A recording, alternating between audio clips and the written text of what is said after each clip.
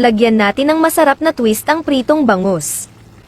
Gawin nating mas exciting at mas masarap. Kaya let's go, luto na tayo. Gagamit tayo ng 1 kilong bangus. Titimplahan natin ito ng asin at paminta. Nalinis na natin ito at naalisan ng hasang at kaliskis. Lamasin ng husto para masisan ang lahat ng side.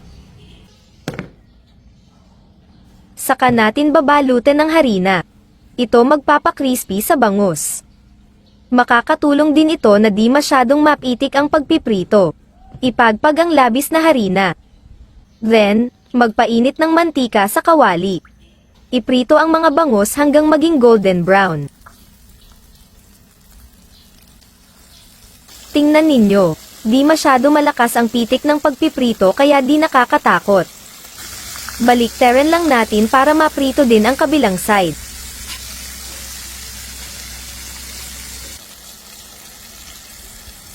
Pag crispy at golden brown na ang mga bangus, hanguin na natin at itabi.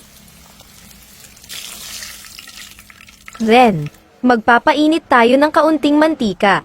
Igigisa natin itong luya. Isunod na natin itong bawang.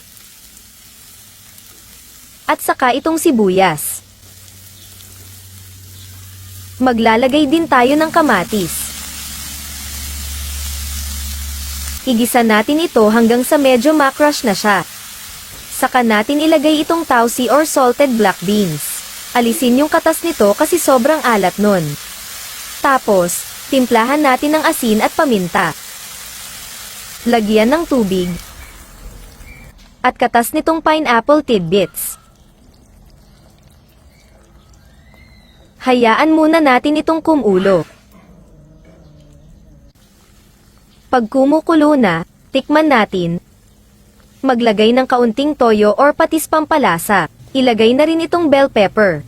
Pakuluin lang natin ito ng ilang minuto. After a few minutes, ilagay na natin ang napritong bangus.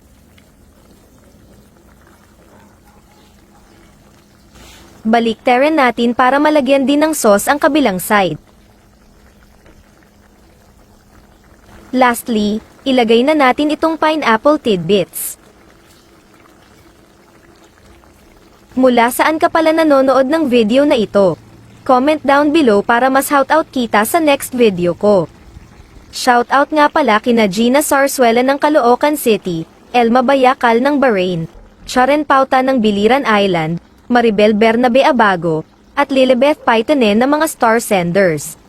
Maraming salamat po. At eto na ang ating level up bangus with pineapple. Kung nagustuhan mo ang recipe na ito, huwag kalimutan na like at share. Follow nyo na rin ako para lagi kang updated sa mga bagong recipes.